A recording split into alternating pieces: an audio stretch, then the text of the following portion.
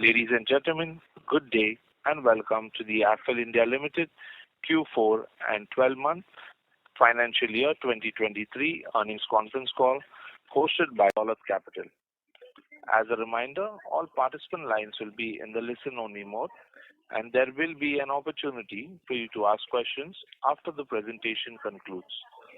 Should you need assistance during the conference call, please signal an operator by pressing star then zero on a touch-tone phone. Please note that this conference is being recorded. I now hand the conference over to Mr. Rahul Jain from Dolat Capital. Thank you, and over to you, sir. Thank you, Zico. Good morning, everyone. On behalf of Dolat Capital, we welcome you all to the Q4 and 12-month fiscal 23 conference call of Affle India Limited. I take this opportunity to welcome the management of Affle India Limited, represented by Mr. Anuj Khanna Soham, who is Managing Director and Chief Executive Officer of the company, and Mr. Kapil Bhutani, who is Chief Financial and Operations Officer of the company. Before we begin the discussion, I would like to remind you that some of the statements made in today's conference call may be forward-looking in nature and may involve some risk and uncertainties.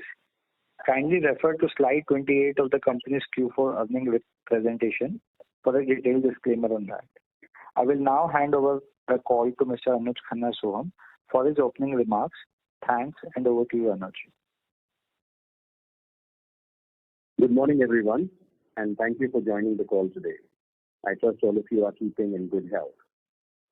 Affle continued its track record to conclude FY2023 as a landmark year, having delivered over 5x growth in top line and profitability over the last 5 financial years.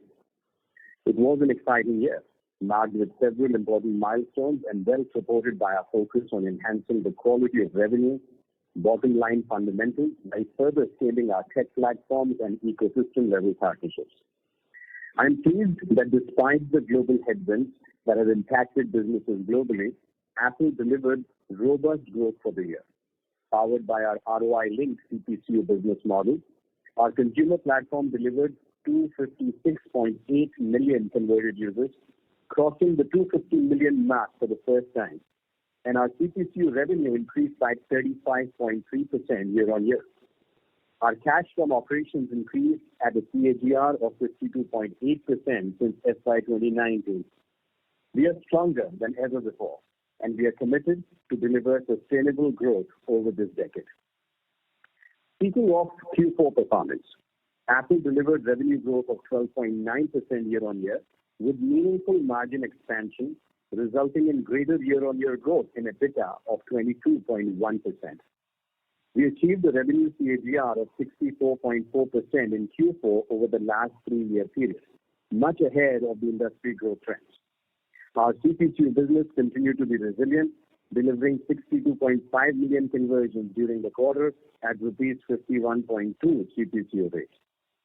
Our strong anchoring on India and other emerging markets enabled us to perform well with 20% year-on-year growth in Q4. Our differentiated market position as a consumer-centric and ROI-driven platform for advertisers has helped us further enhance our productivity and CPCU pricing. This resulted in a steady CPCU rate, leading to year-on-year margin expansion and a strong competitive market leadership position across emerging markets. Our FY2024 outlook for India and emerging markets remains optimistic and in line with our continued growth trends. However, macro headwinds continue to impact our business in developed markets in Q4 FY2023 in a few verticals like fintech and entertainment. To mitigate this short-term impact and to accelerate success on the existing pipeline of opportunities in developed markets, we have actioned a multi-pronged 360-degree turnaround plan with decisive steps taken immediately in Q1 FY2024 around people, partnerships, products, and platforms, and that will yield immediate measurable outcomes in FY2024. First, we have reorganized our people teams that were focused on developed markets to ensure that these teams are aligned to upsell and cross-sell all our platform use cases on CPCU business model and not be limited by any one platform. In line with our hands-on entrepreneurial culture, I will directly lead the developed market-focused business units in FY 2024. Accordingly, the reporting structure of teams and operating resources have been realigned with attractive incentives linked to attainment of aggressive turnaround growth plans across all key emerging verticals in all our developed markets. Second, we have realigned our strategic partnerships and execution strategies with deeper focus on product and platform lock-ins for multi-year growth focused on higher value conversions with multi-million-dollar contracts with select supply-side partners, OEMs, and operator partners across these markets. Third, we have recently introduced all our CPCU use cases on our CTV, connected TV product with household sync capabilities. These integrations are now completed with leading mobile measurement platforms to strengthen our competitive advantage as the only CPCU model-based CTV platform for advertisers. This should result in greater growth of our higher value CTV plus CPCU propositions from Q2 onwards. Fourth, our first mover advantage on Apple iOS SKAN advertising product is further fortified as we have successfully rolled out Apple's App Store related multiple touchpoints and thus providing our advertisers with the most differentiated and ROI-driven use cases on iOS SKAN and Apple's App Store. We are also working on App Store-related touchpoints with other OEMs and operators on Android as well. Now, these initiatives are expected to drive greater growth for our CPCU business across all markets immediately from Q2 onwards in this financial year. Fifth, we have recalibrated our inorganic growth plans towards acquiring deeper access to customers' first-party data in high-growth verticals such as gaming, with key execution strategies to deepen all our use cases of CPCU business to unlock the highest lifetime value of consumer conversions for our advertisers. Our growth action plans for developed markets, as outlined above just now, are already in execution under my direct leadership, and by Q1 itself, the internal reorg would be completed. The new contracts and integrations with strategic partners would be completed. The key product initiatives across CTV and OEM app stores will be scaled up with deeper focus on emerging verticals, and the turnaround impact of these initiatives will show in our operating results from Q2 onwards. We will continue investing in our organic growth operations, augmenting our OEM and operator partnerships with some of the largest global brands, as well as actively evaluating inorganic opportunities with greater emphasis on higher growth industry verticals like gaming. This will fortify our moat and ensure sustained meaningful growth with further uptick coming along the next few quarters this year as well as beyond. To reiterate our strength of delivering unique consumer experiences, we had in total shared 21 case studies in our earnings presentations over the last 7 quarters. These were focused on some of our key industry verticals, including e-commerce, edtech, entertainment, finance and banking, FMCG, food tech, gaming, health tech, and retail. Continuing to share our customer success stories, this time we have also included 3 case studies which are focused on health tech, whereby we are looking at driving greater consumer adoption of online health, diagnostics, and well-being services in India. We have also shared a gaming-related case study, which is a fast-growing vertical driving user growth across geographies. We've also shared the insurance super app focused on growing the reach and adoption of essential financial services. Now, these case studies demonstrate our ability to provide innovative solutions and drive outstanding results for the advertisers globally. Affle continues to be recognized as an industry thought leader, and as a testament to that, we were awarded the best use of programmatic advertising at the Indian Digital Awards organized by the IAMAI. We were ranked amongst the top media sources globally to deliver ROI on Apple iOS SKAN campaigns in the Singular ROI Index 2023. We also won 5 awards at DigiXX 2023 across various high-impact categories such as technology, programmatic and performance marketing, and more, as well as 1 award in geo-targeting category at MMA Asia Pac 2023. With that, I now hand over this discussion to our CFO, Kapil Bhutani, to discuss the financials with you. Thank you, and over to you, Kapil. Thank you, Anuj. Wishing everyone a good day and hope all of you are keeping safe and well. Continuing our growth momentum, we concluded FY23 with a revenue of 14,340 million rupees, a robust growth of 32.6 year-on-year, and quarter 4 financial year 23, revenue stood at 3,558 million, a growth of 12.9% year-on-year. We delivered a revenue growth of 20% year-on-year in India as well as emerging markets. Except for the developed markets, which anyway had a lower contribution for us on a consolidated basis, our business across global emerging markets remained resilient with an overall bottom line growth momentum and margin expansion year-on-year.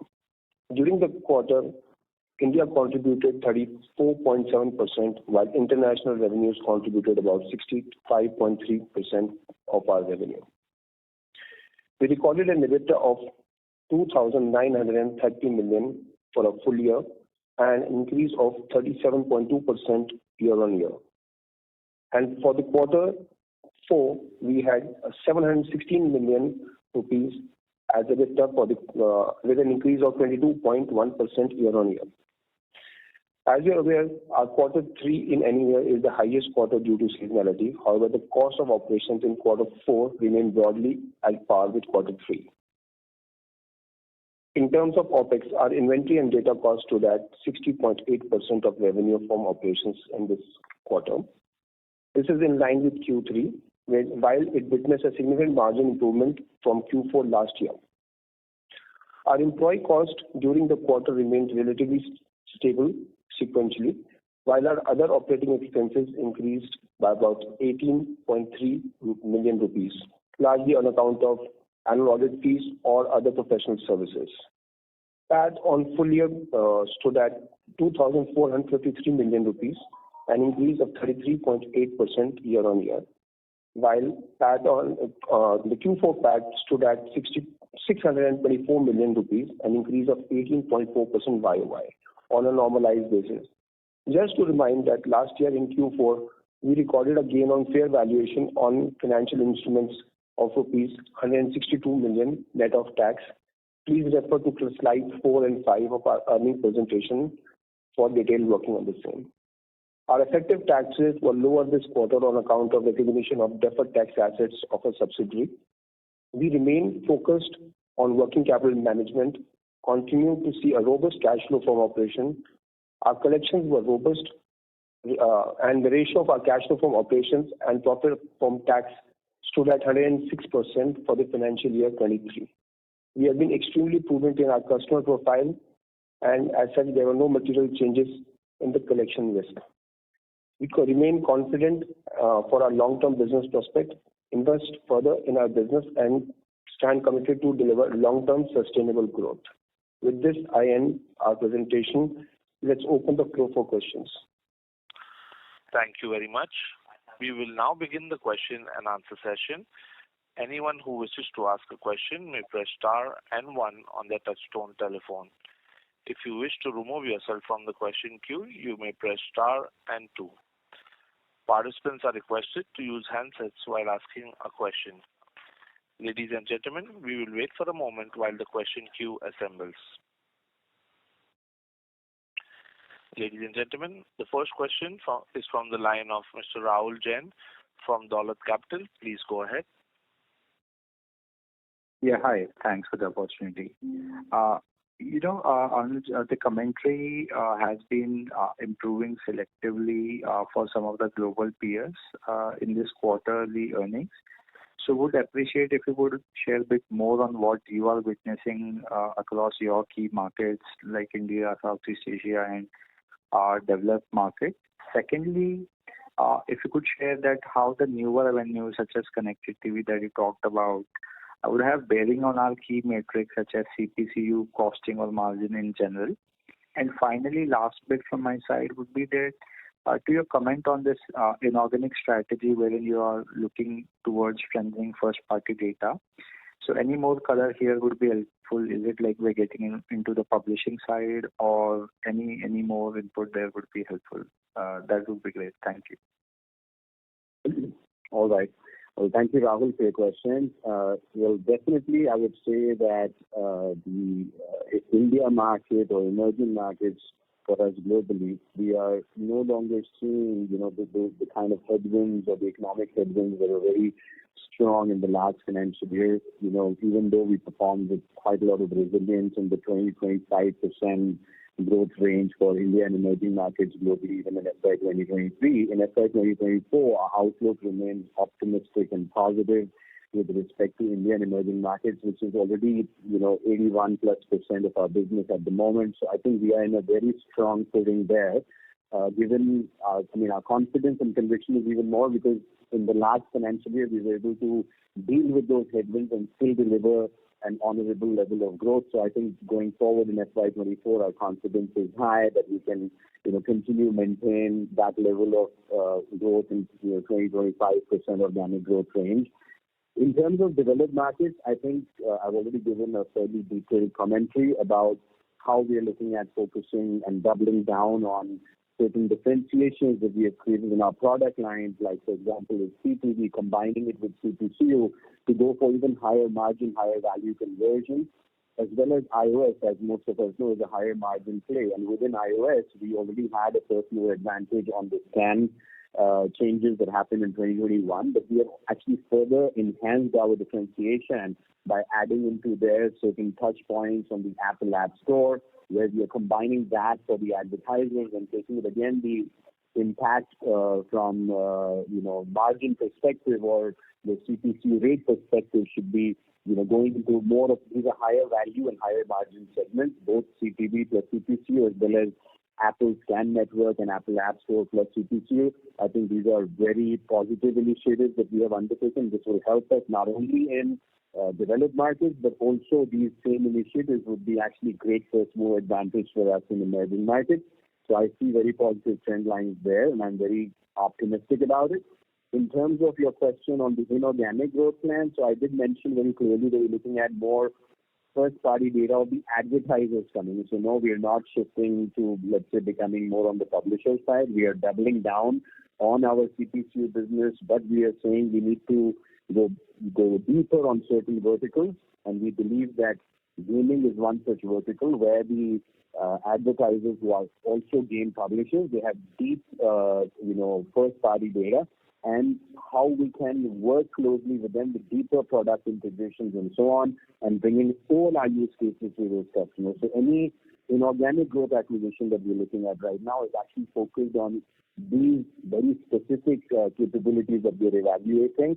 And we have been evaluating this for the last 4 to 5 months, and we are continuing to be carefully calibrated until we are absolutely sure. So yes, we are looking at more deeper verticalization focus and gaining first-party deeper integrations with these advertisers in verticals like the gaming vertical.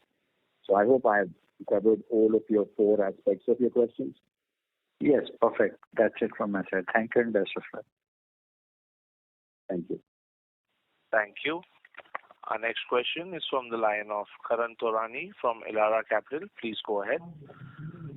Hi, thanks for the opportunity. My question was around 2 things. One is if you could give us some kind of indication around the growth rates in US, UK markets and the other emerging nations, just to get a sense in terms of what is the quantum of decline that US, UK is facing right now, and how much time do you think this would take, to come back on track? Well, thanks. I think in terms of growth rates for the overall industry trends, I think we are still very, very optimistic that the long-term tailwinds of digital continue to be very, very strong. In fact, in our earnings presentation, we've included some specific slides towards that to see if you look at some of the markets like developed markets, including like the markets like China and so on, you would find that the digital spends in these markets have already gone to much higher levels. Like in China, digital spends as a percentage of total advertising spends is around 80%. In US and Europe, that number is somewhere between 65 to 75%. So overall, if you look at this digital spends have gone up substantially, whereas in India, Indonesia, Africa, Latin, basically emerging markets, these numbers are still very undercalibrated. So the long-term growth trends for at least our India and global emerging markets business continues to be very, very strong. And therefore, there is no reason for us as Affle to not be looking at least 20 to 25% organic growth from these markets over a period of this financial year. Now, with respect to developed markets, the addressable market is very large, and we have, only a much smaller sort of footprint in the developed markets. And so last year, what we saw was a scenario where our footprint was small, and yet because of the macro factors, some of the customers in fintech and some of the customers in entertainment category were impacted. Now, with the initiatives that I've outlined, I'm actually leading this directly hands-on. So therefore I can give you even further clarity and conviction that Q2 onwards this year, we will see a turnaround situation because of the very clear and very concise action plans that have already been put in place, and most of them will come to a conclusion within this quarter as well. So these decisions are being made, actions are being taken, and I'm directly leading this, with the teams reporting to me on a daily basis, so making sure that we absolutely go for a winning turnaround position from Q2 onwards in developed markets. And once we achieve that, you would absolutely see that this financial year we will come back to the same kind of growth trends that we were always having guidances for, and we will continue to provide that kind of an outlook going forward as well, because there is a huge addressable market in developed markets, and we're just scratching the surface. But our products are differentiated, our platform propositions are compelling, and just making sure that we provide the right kind of entrepreneurial drive that is needed to enter these markets and create a meaningful impact. So I'm pretty confident that we will see a very strong turnaround for developed markets within this year itself. But Q2 and Q3 onwards, I want to time it right for the October, November, December quarter. So all these initiatives are taking the conclusive footing now in this quarter. Q2 we would ramp up. Q3 would be ready to tap into the growth. Got it. Thanks for those insights. The second question would be around this developed markets. So obviously the macro environment is one very big reason. But is this Apple privacy policy also kind of having an impact? Because what we hear is that conversion rates are down there, data costs are going up. So what is the kind of disruption that we're seeing in developed markets today? And is this also a very big reason for the growth being muted or probably seeing a decline? See, the disruption related to iOS happened in 2021. We are in 2023 now, and we have already sailed through that. In fact, I gave my commentary earlier that on SCAN networks, we are doubling down and solidifying our first mover advantage of having embraced these changes, right? So we had very little baggage. Our iOS exposure has been very low before. So I see iOS as a growth area for us because our product is complete, our product is differentiated, and we are able to demonstrate CPCU-based business model on SCAN iOS solutions to the advertisers. We are able to bring in unique propositions with the Apple App Store related touch points and so on. So I think what we are offering is unique. What we are offering is competitive and compelling. And the privacy related issues, we have already navigated that to bring these solutions already to market. And so I don't think that is any kind of a concern. On the contrary, because of these discourses, we have the ability to tell the advertisers that when you're working on iOS, the consumers are more premium, the challenges are addressed by our product, and therefore you've got to pay more. So I think the ability to charge a higher CPCU rate, the ability to extract better margins on this particular segment will actually work to our advantage versus to a disadvantage. And I think we've already demonstrated that in the last 2 years, and we are now going to double down on that with respect to bringing iOS, because in developed markets, iOS is 50% of the market share with respect to number of devices or the advertising spends going on iOS versus Android. Whereas, as you would know, in emerging markets, it's over 90% Android. So I think there is a very clear direction that we are taking, that iOS is a growth proposition both in developed markets and a high margin growth proposition even for emerging markets. And I think this will be a growth segment for us as we execute this year. Right. Just one last, if I may squeeze in. So, I mean, we have been Sorry hearing to that. interrupt, Mr. Karan. May we request that you return to Yeah, join the queue. No more worries. questions, as there are several participants waiting for their turn. Thank you. Our next question is from the line of Mayank Babla from Enam AMC. Please go ahead. Good morning, and thank you for taking my question. Sir, I had just one question around the changes in or the new contracts that you are rolling out with clients that you announced in your speech. Could you give us a little more detail about, what parameters or key deliverables that have been changed in the contracts with your clients that gives you so much confidence for a quick turnaround in the next 1 or 2 quarters itself? Right. This is still getting concluded as we talk, but I think the broad parameters are that working with these supply side partners and OEMs and operators to lock in some of their touch points with the consumers pretty much exclusively with respect to how they work with Affle's platforms, and do a deeper integration together with them, both on their first party data, both on the touch points with those consumers, and ensuring that we have a longer term lock-in and relationship with them for, let's say, 2 years, 3 years, in certain cases longer. And I think that's the nature of the dynamics of these contracts. Where we're trying to go to them is saying that we are the partner which has the end-to-end consumer platform propositions and initiatives. And when they work with us, there could be at least some of the key strategic touch points on those devices, be it the app stores, be it certain other, let's say, important touch points. And as we make any material, let's say, contract changes, we'll also be disclosing and announcing that, right? So some of those contract changes are not yet material to go into, any regulatory disclosures, but then some of them are. And once those contracts are signed, we will also proactively make sure that our investors and yourselves are informed about them so that you would know how to calibrate that forward, right? We are already working with all of these partners for many years. Now what we're doing is just locking in deeper relationship at the highest levels in these companies and trying to do longer term contracts, and it gives them a certain predictable path of revenue, but actually for us it becomes a much stronger competitive differentiation and a higher margin ability to go and deliver it into the market. So then it will also help us with getting longer term contracts with the advertisers and the agencies once we have a very strong strategic partnership based anchoring. So that's the kind of direction that I'm taking, and I'm already directly in touch with most of the leadership of our partners, and we are on high final stages of conclusion. Some of the contracts have already been concluded, but they are more like proof of concepts, and they're not material for us to go and make any specific disclosures. But there are some material ones which we are also working on, which are on final stages, and we will announce them as they conclude. Sure. Thank you so much. And my last question was around, the international revenues. This time I believe the YOY growth was only around 9%. So could you highlight which geographies specifically were there headwinds?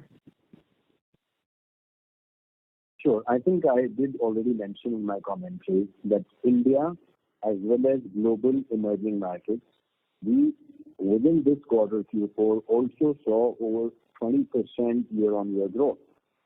And therefore, consequently, if the overall growth is lesser, it implies that the developed markets continue to see the headwinds.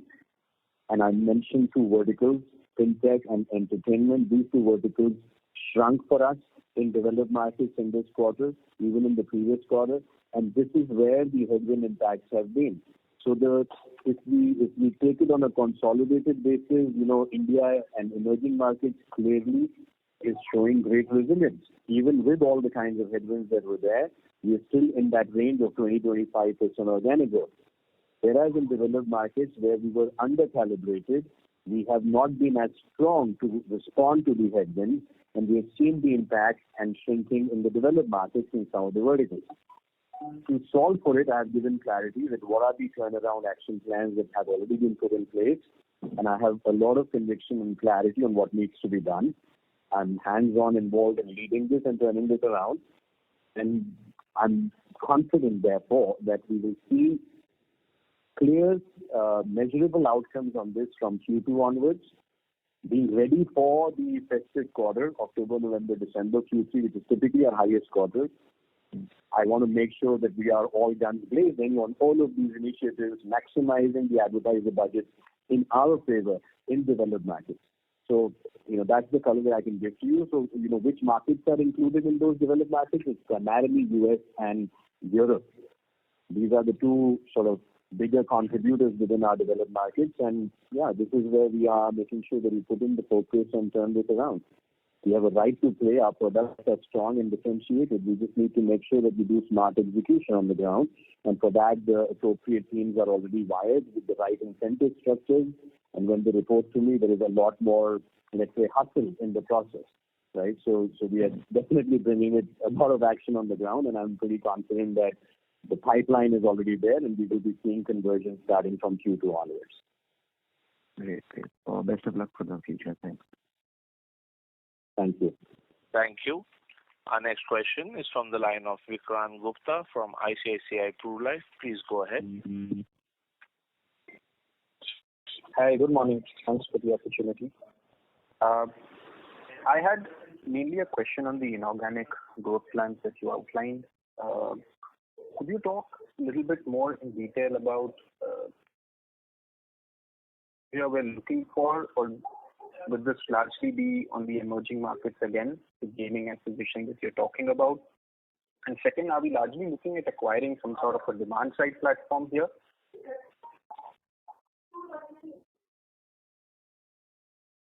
Question. The fact that we haven't announced, any transaction yet, there will be a limit to what level of clarity I can go into, and I also don't want to those targets that we are evaluating, for the last 6 months. So, I think just wanted to, be conscious of that, and I hope you'd appreciate it. But yes, broadly, what we're looking at is our core strategy has been, and in that verticalization strategy, we have already we are focused on across developed markets, emerging markets is under-calibrated. Now, in emerging markets, gaming is still an upcoming vertical. It's not that advertisers are spending huge amounts of money in gaming at the moment in the emerging markets, but we expect that in the next 3 to 5 years, gaming will also be a very, very strong vertical in emerging markets. In the developed markets, in advertising, is actually one of the largest verticals for most of our, like north of 50%, or in some cases even 80% of the revenue. Whereas for Affle as a group, gaming is less than 10%, of our revenue. So therefore, we think that doubling down and verticalizing on gaming would be strategic for us. And what are we looking for when we look at these target companies? Do they have the right quality of customer integrations? Do they have deep data integrations with those customers? And if the answer is yes, then we see a great opportunity for Affle, the rest of our core platforms and propositions to be upsold and integrated with those existing customers of the target company. And so the strategy is much more how do we, zoom in with razor focus in a particular vertical, grow into those customer accounts by upselling all of Affle's propositions on CPQ business model basis, and therefore expand the lifetime value of those consumers for those customers, right? So really looking at new user conversions, repeat user conversions, using, connected TVs, cross-device conversions, and so on and so forth. And these kind of capabilities that Affle's platforms have inherently, we just want to shorten the time to market. If we do this organically, it may take us 3 years because the gaming customers do deep higher. So for us to gain a stronger footing straight off the bat of a meaningful size into these verticals, inorganic is a very sensible way to do it. And currently, the valuation of most companies is actually quite sensibly priced. So we are evaluating a few targets. We have been actually evaluating for the last 6 months, and we will, we have a very long courtship period in deciding whether to proceed or not.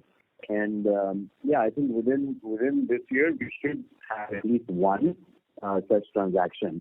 So yes, it will be CPQ business. It will be verticalized into high growth verticals where we are bullish, globally. Gaming is one of them, and it will still be on the demand side because we are basically doubling down and having the same core CPCU segment as the main segment of the company. We are not, let's say, diversifying yet because I think we are still small and we need to get much more market share globally before we look at, let's say, maybe diversifying to other possibilities. So at the moment is, same CPCU verticalization as a strategy, gain access to customers so we can upsell and cross-sell our other propositions, and that's really the thesis. Understood. So clearly your customers are looking to spend or looking to advertise more on the gaming side, and that part of the spend is something that you're looking at. Hi. It is not about our customers are looking to spend on the gaming side. It is the gaming customers we are looking to expand our portfolio with. Okay, understood. And just one final one, sorry. So what sort of margin expansion are we looking for going into fiscal 24? Because we had guided for, getting our acquired entity maybe mid-teen sort of a margin. I think the FY22 numbers were closer to 7 to 8%. So where are we in FY23 and where do we think we will be in FY24? Okay, so almost all the acquired entities, over the last 3 years, in this financial year, they will actually complete 3 years with us with respect to, let's say, Affle and MediaSmart. And I think we've already brought them to the mid-teens kind of margin level performance, bottom line performance. Jampp is still completing, next month is going to complete second year with us. And Jampp is way more focused on developed markets. And therefore, me going in, leading the developed markets directly and making sure that we're integrating all our use cases and propositions across our platforms and pushing that to developed markets customers with differentiation and aggression is something that is happening now, which is, by the time we complete this financial year, we would have almost reached the end of the third year for Jampp as well. And I think this is really the case of lifting the margin profile of the company, at least safely north of 20% EBITDA in this financial year across all the quarters. And, inching it up, like even if you look at last year's numbers for us, we have seen a margin expansion on EBITDA by about a percentage point. And I think going forward as well, our goal would be to see how we can improve it, meaningfully, a step at a time. And even I want to give you some comfort around any inorganic transaction that we do. I'm no longer playing the playbook of 3 years for that. We have learned, we have understood how to do these acquisitions, and we have learned over 3 years of integration. And we have now levers to understand, in case we do another inorganic transaction this year, we will ensure that in FY 2024, it's already within year one contributing mid-teens in terms of the EBITDA performance. So I would not see any significant, let's say, averaging down. So from an organic perspective, on a standalone perspective for, a lot of our businesses, our margin profile would be close to 25% EBITDA. But then factoring in that Jampp is still to complete 3 years and we do a new acquisition, we're still in the mid-teens, the average would still come down to, let's say, north of 20% EBITDA, but still margin expansion on a year-on-year basis. So we're very carefully calibrating this and making sure that not only our margin profile is showing a clear trend towards margin expansion, but also, as you know, we are very careful with respect to how we are doing on our cash flows, because that's the only way to fund some of these acquisitions and the payments that we're doing. So I think you will find the discipline of bottom line performance, margin expansion to be sensibly placed, and we're not going to do something which suddenly averages our margin performance down. That's not going to happen. Yeah. Okay, thank you. Thank you. Our next question is from the line of Arun Prasad from Avendus Spark. Please go ahead. Thank you for the opportunity. Anuj, you spoke about the categories which let you down in this year, namely fintech and the entertainment. can I request you to also talk about the categories which help you to sustain the momentum, top 3, top 4 categories which help you to sustain the momentum during this year? And what do you think the risk in these categories falling off the radar? And if it happens, which other category do you think which can come back and replace this so that our momentum is continue there in the emerging market? That's my first question. Well, interestingly, the fintech and entertainment impact was in developed markets, a negative impact, whereas in emerging markets, actually, fintech did quite well, entertainment did quite well. So when I look at it on a sort of overall basis, there was some balancing happening there, but that was more emerging markets led. I think in developed markets, fintech entertainment was impacted, but we were still resilient in gaming, we were still resilient in food tech, we were still resilient in e-commerce. So e-commerce, food tech, gaming, and even edtech, I think these 4 verticals were still resilient for us in developed markets.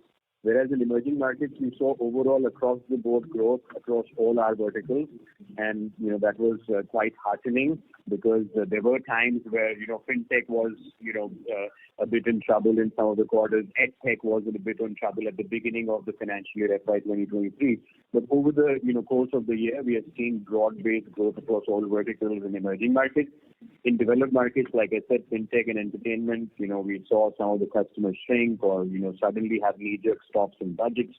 I think we could have done better in terms of execution by upselling, cross-selling our other products and services, but because our presence in those markets was still under-calibrated, and the leadership was, not as confident of doing the rest of Affle businesses in those markets.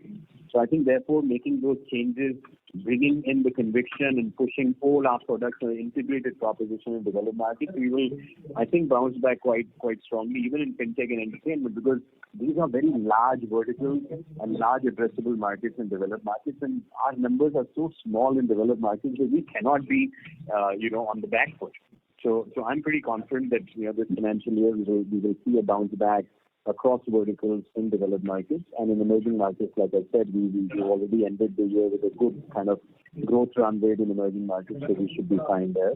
But the focus is very clear. I think keep it verticalized, keep our product propositions differentiated, keep our business model compelling, and the execution then becomes simple because we were selling something that's compelling, and we were selling it in such a verticalized way that those advertisers in those verticals will find it a compelling proposition to sign up to. And the rest of it is, platform-based, scalable execution. So I'm really leading the sales teams with a very strong hustle to make sure that we maximize or make good for any, gaps or headwinds that we saw in FY23. So make it good in FY24. Yeah, understood. My second question is on the gaming. You gave quite a bit of color on the gaming, and you also spoke about how in developed markets your peers have much higher revenue coming from the gaming. But those are the peers who also help the gaming developers to develop the game from the scratch. Are we looking to add this kind of a capability through our strategic initiations? Because that is quite a very, very elaborate set of skill additions to the organization. No. What I was talking about was not gaming publishers. I was talking about people who are running mobile marketing and, ad tech with demand-side platform companies. And, they're very comparable to what Affle's platforms are capable of doing, except for that they are so deeply focused on gaming, whether it's relationships with the CXOs or the product integrations that they've already done with these gaming customers for years, that the stickiness. So if we go to, let's say, win a gaming customer by default, they would say they have too much anchoring on the existing partners to be switching. What we are looking for with inorganic entry point into gaming is to gain access to these gaming customers and integrations of a meaningful size and scale and add it to our portfolio by default, so that we have a highway on which the rest of our platforms can drive in and upsell and cross-sell, and therefore create actually organic growth on top of the inorganic acquisition of these customer portfolios. Right? So we are looking at these kind of ways to accelerate our market share into gaming, buy our way into it at a good starting point on which we can then expand onto by upselling our own platforms and capabilities there. So that's what we're looking for. We are not looking to create a new diversification or going into publication or some other thing. We're staying true to our core. This is what we do well. We are a consumer platform. We are a CPC business model-based consumer platform that is doing new user acquisition, repeat conversions, CTV-based conversions, online to offline conversions, and connected devices overall. And this is where the use cases stay the same. We just want access to those gaming customers that have already done some integrations at data and platform level with the target companies that we are looking at right now. And once we do such a transaction, our goal is to, upsell and cross-sell our core platforms into that, right? So giving a stronger footing and market share into the gaming vertical, and not just waiting for, the long sales cycle that is involved in the gaming onboarding of customers. And will this result in some saving in the... Mr. Arun, may we request that you return to the question queue for follow-up questions as we have other participants. Sure. Thank you. Thank you. Our next question is from the line of Anmol Garg from DAM Capital. Please go ahead. Yeah, hi. Thanks for the opportunity. So I had a couple of questions. Firstly, we were talking about the margin expansion going ahead in next year. So can we expect the margin expansion to come from operating leverage, or do you also think that we can structurally bring down the data and inventory cost further, because it has come down from 60% to 60% now? Can we bring it down further, or will it be through employee expense and other expenses based on the operating leverage? Yeah, I'm looking at more scaling our business and growing our business with a growth mindset. So we will continue to invest in data and inventory costs. We will continue to invest in our operating expenses as well to ensure that we are supporting this growth path, because we are not just looking at one quarter, next quarter, this financial. We're looking at the decade ahead. There's still 7 more years to go till 2030, and our lot to deliver there based on what we are looking to achieve for our company long term. So therefore, we will continue to do the right areas of investment. Having said that, the way the margin expansion is calibrated today, that some of our organic businesses are already at the 25% EBITDA level. Some of the acquired companies have already reached close to 18 to 20% EBITDA level. Some of them are still at the teens of margin contribution. So when we look at the blended sort of result on EBITDA, we're seeing about 20% EBITDA, right? So when we plan our business for, let's say, FY 2024, are we looking at, because we're just looking at scaling up revenue, scaling up our margins by going into higher value segments. So how do I improve the CPC pricing? How do I make sure that we're selling highly differentiated product propositions with our business model, which is already very unique? And with that, gaining deeper access into the market as a differentiated moat versus competitors. So we're going higher up in the value chain versus being commoditized. So I think defending pricing and so on is important. Then the operating decision in terms of how much to invest in, gaining deeper quality access to data and inventory and so on and so forth. There are some levers there for us to optimize, but I would say that, we're looking at a natural progression where one step at a time, the acquired businesses should move closer to the 20% EBITDA level. If we acquire a newer business within 1 year, making sure it is in the 15 to 20% EBITDA range, and so on and so forth. And therefore, also giving you a predictable path that, okay, if we were 20% EBITDA in FY23, can we aim for 20 to 22% in FY 2024? Those are the kind of, let's say, one step at a time scenario. But are we looking at, dramatically shifting straight away to 25%? The answer is no. But there's a clear path to doing that one step at a time over the next few years. Thanks, sir, for the detailed answer. Just the last one from my side. Is that if you can highlight what percentage of our revenue comes from US and Europe, and within that, are we dealing with a few large clients, or there are a couple of smaller clients over there where we hope to scale up? That's a great question. So in terms of our, overall business, India and global emerging markets is already at 81% of our total revenue. So the developed markets contribution is about 19% today. And it's a small base because the developed markets, the total addressable market is very large. Now, on that small base, we have existing customers and partners already where we can go and, upsell and cross-sell better so we can get more budgets from there, and that is an area of growth for us. And we do have a meaningful number of customers. We are well known in these markets, right? I mean, it's not that we are a new player in that sense. I mean, yes, we are perhaps a lot more known in, India and emerging markets globally because we are clearly anchored as an emerging market focused player on Android.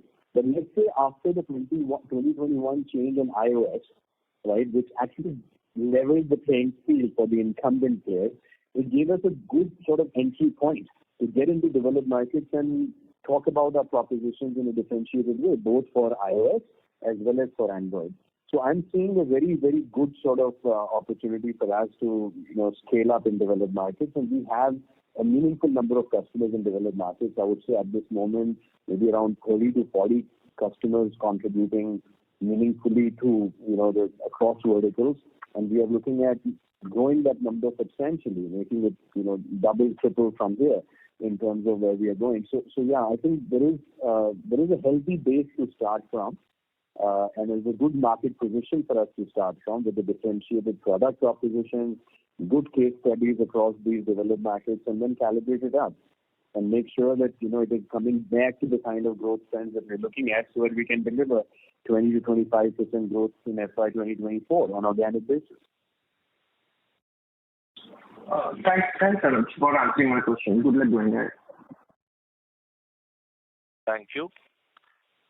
Our next question is from the line of Swapnil Potdukhe from JMFL. Please go ahead. Hi, thanks for the opportunity. So my first question is on emerging markets. Since we have heard a lot on the developed market growth rates, I just wanted to understand, the growth rates in these emerging markets. Earlier we used to say the industry is growing at around 25 to 30%. Now, for the last two quarters, if I were to look at, you have grown 23%, now 20%. Why are we underperforming the industry growth rate? That is the first question I would like to understand. I think the answer to that is that the last couple of quarters is, a unique situation where the market is behaving to all kinds of macroeconomic headwinds, and sometimes the customers are conservative, sometimes they're parking budgets of the festive season into the next quarter, the next financial year, and so on and so forth. And I think that could be perhaps an explanation. And the explanation is not that the Affle is underperforming. I'm pretty confident that what we are delivering is still at par, at least, if not ahead of what the industry is seeing. And at least most of our competitors, they are either firing people or they are cutting down on costs because they're not performing particularly fantastically. Whereas we are doing all our appraisals. We have 50 positions open for hiring at this moment, and the company is absolutely growing. I think the conduct of our company is a sensible conduct where we are not only defending our pricing in tough macroeconomic headwind situations. We are not commoditizing our position in the market, and we are not succumbing to, hey, please give us budgets even if the pricing and margin is low. No, we're not doing that. We are choosing who we work with, and we are doubling down on our investments in organic growth areas. So I don't see any sign of, let's say, weakness in the performance that we have delivered, at least in our mindset. In terms of our confidence as an organization, is like I said in my commentary, we are at the strongest position than ever before in terms of how we are performing, whether it's our margin profile, whether it's our cash flows and growth position, the product, the team. I think we are in a very strong mindset going into FY 2024. So I wouldn't see, a defensive or we grew only 20% or 23%. You've got to see it as an overall, year's performance versus just seeing it as a, one quarter here or there. And overall year-wise, 35% growth in the financial year on year on CPCU business is by any stretch of imagination a very strong growth performance. 37% year-on-year growth in EBITDA, that is a very strong performance. Of course, 1 or 2 quarters we have also demonstrated that, 20% growth in Indian emerging markets, given how the macro factors were and how the clients were shifting budgets from, one quarter to the next quarter. It's not that the budgets have disappeared. It's that people are, sometimes being more careful. And I think we've got to respect that. But has it changed the long-term trends, or, what is the calibration of digital advertising growth, or has Affle's products become less competitive? The answer is no. I think we have a very strong position in India and other emerging markets. And, as I go ahead and maybe hopefully talk about some of the contracts that we are trying to strategically close and align for the long term, you would know that we are still the partner of choice, not only for the advertisers, but for the entire ecosystem. Right. So just to slightly extend that point, how do you see growth panning out in FY24 for these markets specifically? Would the 20% growth trajectory continue, or should we look at a slightly higher number?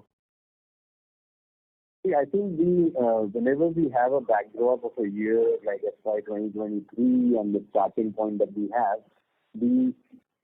it is sensible to be conservative, and therefore on that basis I say the 20 to 25% overall growth for Affle across all our business in FY 2024 organically is a sensible plan that we have already made and we are executing towards. Can we do more than that? Possibly. With inorganic, if we do and complete any transaction this year, obviously the growth would be higher. And our goal would be to sensibly calibrate overall organic plus inorganic north of 35%.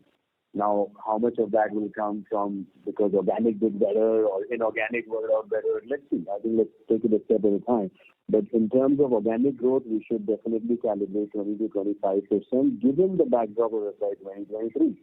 And then I hope to change the discourse on that for FY 25 by actually, creating a different backdrop in FY 2024. But I think it has to be seen in the context of where we are coming from and where we are headed. And we are respecting that and giving you an industry trend as well as, what to expect of Affle in this year. Thank you. Mr. Swapnil, may we request you to return to the question queue for follow-up questions. Thank you. Our next question is from the line of Mr. Roshan Chutke from ICICI Prudential Mutual Funds. Please go ahead. Yeah, just a basic question, sir. If ad budgets get cut, say in a particular vertical like entertainment, then CPC budget should go down, whereas CPCU should actually improve, right? Because you're paying only on converted user. In times like this, is it because is that right? And if not, are we a marginal player in the developed markets and therefore we are losing out to other ad tech platforms? How should one think about it? I think in developed markets we were under-calibrated, and I wouldn't call it a marginal player, but I would say under-calibrated, where one of our platforms was sort of, doing more in developed markets and the others were very busy growing in emerging markets. And we had not, let's say, put as much emphasis of direct leadership involvement for developed markets, because we are clearly an emerging market focused company and will continue to remain that way, right? Given that 80% plus of the revenue is in emerging markets. Having said that, in developed markets, when a particular customer reduces budgets or says that they're going to stop marketing for 1 quarter and then recalibrate what happens in the next quarter, and some of them might be immediate reaction, stop everything. It's not a case of rational decision making. They are probably going to, firing people, or the whole marketing department is changing, and when they recalibrate, they might hold back for a short-term period. That's why we always qualify it and we say that these are short-term impacts which happened in the last few quarters in some of the verticals in developed markets for some of the customers. Now, because our base was small in those markets, when let's say a few of the customers hold back budgets for a few quarters, you don't have sufficient feet on the ground or sufficient pipeline to make that good from others. because the base was small. So therefore, we saw an impact. We are absolutely and aggressively solving for it by, broadening our addressable market, by coming up with strategies of how to win bigger, better customers fast, and broadening the base across certain key emerging verticals in developed markets. So I outlined the 5 action points that are getting action as we talk this quarter, and then I'm directly leading that effort. And I hope to see Q2 to start showing some trends, which may then be maximized fully in the most important quarter, which is Q3, and of course in Q4. Does that answer your question? Yeah, thank you so much.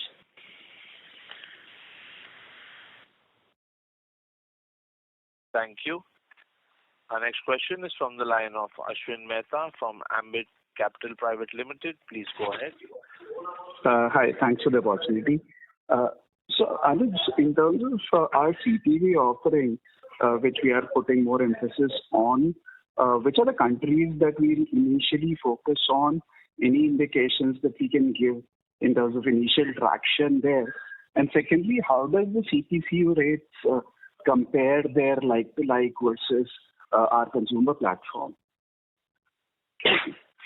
Ashwin, could you clarify which product are you talking about? The CTV product, or are you talking about the CTV product? The CTV product, connected TV product. Yeah, okay. So, see, on connected TV, most of what is happening is that the linear TV budgets are shifting to connected TV, right? I mean, more and more so. And this is, of course, a much bigger addressable market in US and Europe, but it is also a very strong theme in emerging markets, including in India, as well as other emerging markets around the world. So, when we talk about the CTV proposition, most of the times the advertisers are still used to paying for it and, pay for impressions or pay for, the activity or viewership kind of models, right? What we are bringing is a differentiation where we are saying, hey, we will charge on the CPC business model, and we have done that for our own CTV products and rolled that out starting from this quarter. Okay, so we are going to the advertisers and to the agencies, bringing them a differentiated CTV proposition together with the combination of a CPC business model, and being the only differentiated platform that's doing that, right? So I think that gives us a room to play, a room to enter into, winning budgets for new customers with a differentiated proposition. Now, CTV on CPC business model basis would, in our calibration, be a higher value business. I will want to wait for the results to come so that we can give you more detailed commentary on that. But I would expect that our CPC rates, because of not only the CTV plus CPC business, but also the iOS scan, as well as the Apple App Store related propositions that we are rolling out, these are all higher value propositions. Now, within developed markets, as we recalibrate and go for these propositions, anyways, the CPC rate is higher in developed markets. Within developed markets, these are the most premium segments. So, in terms of understanding Apple's strategy for developed markets, we are not going there and saying, hey, we're coming from India, from emerging markets, and you know what, we have a cheaper proposition. We are actually going there and saying we have a more premium proposition, which is more compelling and ROI linked. So, our goal is to go to the highest segment because we are small, right? So if we have only 10 people on the ground, do I want to go and play at the lower end of the segment or the highest end of the segment? And because I am leading it directly, I think we have a right to go and convince our advertisers to treat us as a premium, most premium proposition, and therefore going at CTV CPCU, iOS and Apple App Store CPCU. These are the propositions we are pushing in the market. So I would expect a positive impact on our CPCU rates and our margin profile from these contributions as well. And also, what this also means is when you're going for the premium, you don't need an army of people. I don't need 100 people to solve this. I just need 10 smart people who can work with me, and I will create, examples of how to turn this around by focusing on the premium segment in certain verticals. Fair. And just one follow-up. So we've had pretty stable CPCU rates despite the fact that our DM portfolio has seen declines. So would it be fair to assume there have been increases in CPCU rates in the emerging markets, and ideally with better growth in DMs as you get into the next year? Plus some of these propositions, the CPCU rates should be higher as you go along. So yes, I think the CPCU rates, we are, like I said, that, when the times get tough, there are two ways where companies would respond. One way is that, hey, we're only getting, let's say, like one of the investors asked, we're only getting 20 to 25% growth, So some people would take the pressure and say, no, I need to show 25 to 30% revenue growth. Let's reduce pricing. Affle and my philosophy is very, very clear. We want to be seen as a differentiated platform, a premium platform, and playing in premium segments, so no dropping of pricing. If you want to play harder, it's okay if it is 20 to 25% revenue growth, but let's make sure that the CPCU and margin expansion is happening and our market position continues to be differentiated. We don't become commoditized. And I think that's what you're seeing here as well. So yes, when the headwinds came in, we said, don't worry about revenue growth. Make sure margin is expanding. Make sure pricing is intact. Go position yourself as a differentiated player. Whereas our competitors are firing people, are dropping the prices. So I think there is a very different strategy at play here. And I'm able to therefore build pride, organizational pride and confidence within our company that we are here for the long term, for sustainable growth, and we're not trying to make any short-term shortcuts to impress anyone in one quarter or the other.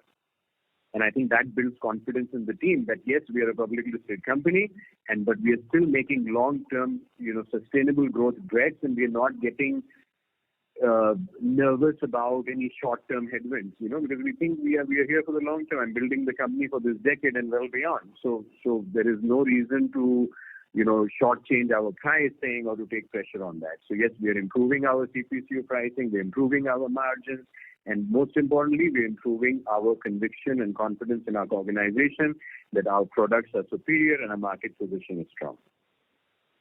Thank you. Due to time constraint, we are limiting to one question only. Our question is from the line of Onkar Gurkadre from Sri Investments. Please go ahead. Yeah, the initiatives which you have taken for the higher growth in the developed markets and margin expansion, just wanted to know that the benefits of that would be coming from, you said that from Q2 onwards. So the benefits of that would be short-lived for quarters, or like they are there for the structural? They will be there for the next couple of years.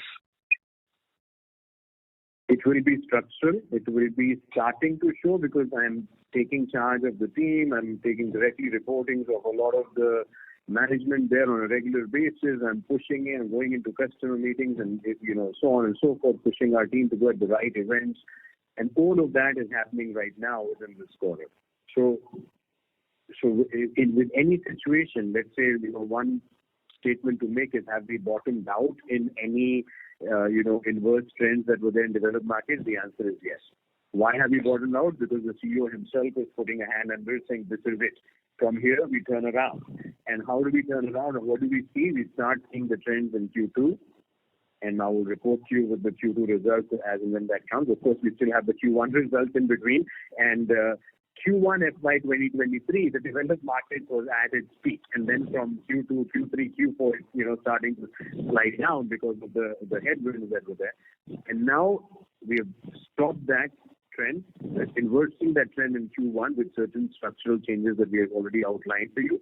In Q2, you start seeing measurable outcomes of that so that we can maximize the biggest quarter of our financial year because of seasonality. October, November, December is what we will be gunning for, to be back in the driver's seat of, taking it to the upswing that one deserves.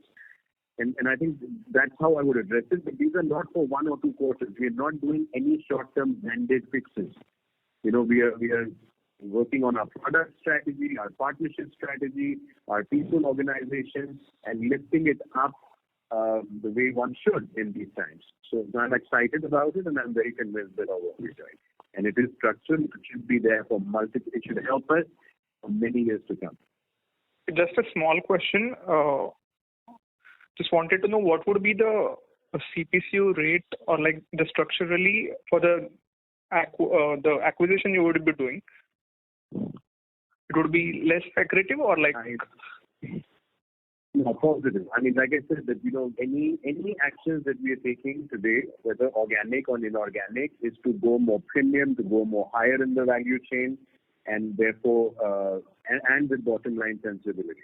So whether it's organic or inorganic, I'm very clear about the direction and the promise to the investors that over the next several years you will see higher quality revenue, higher quality margins, and you would see a stronger market position for Affle in terms of its product positioning both on iOS and Android. Thank you. Due to time constraint, that was the last question of the question and answer session. I would now like to hand over the conference to the management of Affle India Limited for closing comments. All right. Well, thank you.